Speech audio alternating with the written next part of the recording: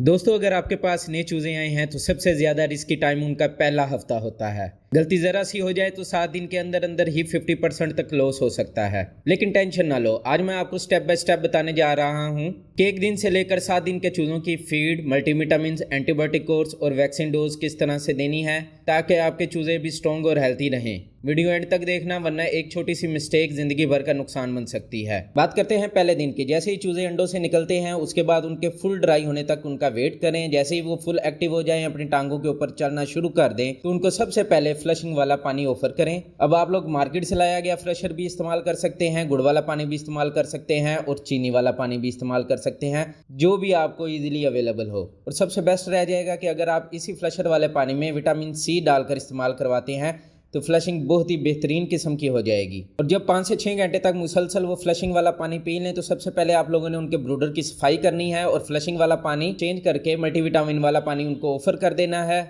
और साथ ही आप लोगों ने क्रश की हुई स्टार्टर फीड भी उनको ऑफर कर देनी है। चूजों का पहला दिन सबसे ज्यादा क्रूशियल होता है। आप लोग कमेंट में जरूर बताना कि आप पहले दिन के ऊपर अपने चूजों को पहली खुराक कौन सी देते हैं। अब बात करते हैं दूसरे और तीसरे दिन भी आप लोगों ने चूजों को स्टार्टर फीड देनी है और एक टाइम आप लोगों ने उनको बॉयल एग लाजमी तौर पर इस्तेमाल करवाना है। पानी के अंदर मल्टीविटामिन आप लोगों ने कंटिन्यू रखने हैं और दूसरे और तीसरे दिन के दरमियान में ही आप लोगों ने एंटीबायोटिक का लाइट कवर लाजमी तौर पर अपने चूजों को करवाना है। अब एंटीबायोटिक के अंदर आप अमोक्सिल का इस्तेमाल कर सकते हैं, टाइलोसिन का इस्तेमाल कर सकते हैं, लेकिन याद रखना कि एंटीबायोटिक का लाइट डोज आप लोगों ने कवर करवाना है। आप लोगों ने हैवी एंटीबायोटिक नहीं देनी। और ब्रूडर के अंदर आप लोगों ने टेम्परेचर को 34 से 35 डिग्री सेंटीग्रेड तक मेंटेन लाजमी तौर पर करना है। अब चौथे और 5वें दिन के ऊपर आप लोगों ने अपने चूजों की ND+IB की वैक्सीनेशन कर देनी है। और फीड के अंदर आप लोगों ने स्टार्टर फीड ही इस्तेमाल करवानी है और साथ में बॉयल एग का इस्तेमाल लाजमी है। और इन्हीं चौथे और 5वें दिन के अंदर आप लोगों ने एक दफ़ा पानी के अंदर प्रोबायोटिक यानी कि दही का इस्तेमाल या सेब के सिरके का इस्तेमाल लाजमी तौर पर करना है, जिससे उनको हाजमे का मसला नहीं होगा।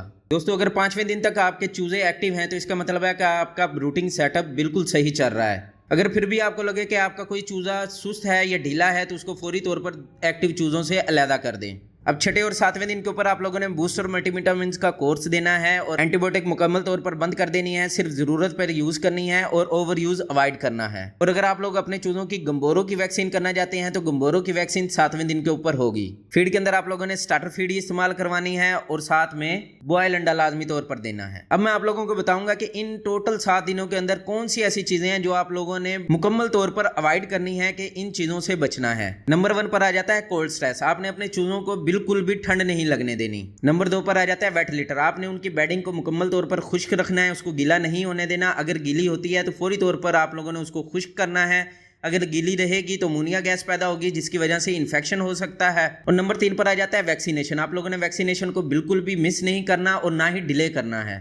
और नंबर 4 पर आ जाता है ओवर फीडिंग। आप लोगों ने अपने चूजों को ओवर फीडिंग नहीं करनी। हर टाइम उनके सामने फीड पड़ी होनी लाजमी नहीं है। जैसे ही वो थोड़ी बहुत ही फीड खा लें तो आप लोग फीड फौरी तौर पर उठा लिया करें। और 5वें नंबर के ऊपर है एंटीबायोटिक का ओवरडोज नहीं करना। आप लोगों ने ज़्यादा से ज़्यादा सिर्फ 2 दिन का चूजों को एंटीबायोटिक का कोर्स करवाना है और लाइट डोज देनी है, ओवरडोज नहीं करनी और ना ही हाई डोज करनी है। और नंबर 6 पर यह है कि अगर आप लोगों ने मुर्गी के साथ अपने चूजों को छोड़ा हुआ है तो जिस खुड्डे के अंदर आपके चूजे और मुर्गी बंद हैं, आप लोगों ने मेक श्योर करना है कि वहाँ पर पहले 1 हफ्ते के अंदर आपके चूजों को मिट्टी ना मिले। मिट्टी को वो ना खाएं, मिट्टी को वो लोग ना चूंच मारें, वरना उनका पोट जाम हो सकता है जिसकी वजह से कई चूजे बाद में मर जाते हैं। दोस्तों, ये था कंप्लीट गाइड चूजों के पहले 7 दिन का फीड, मल्टीविटामिन, एंटीबायोटिक और वैक्सीन का सही तरीका। और अगर आप चाहते हो कि आपके चूजे कभी वीक ना हो और 100% सर्वाइवल रेट मिले तो इन स्टेप्स को जरूर फॉलो करना। वीडियो पसंद आई है तो लाइक करो, चैनल को सब्सक्राइब करो और अपने दोस्तों के साथ शेयर करो।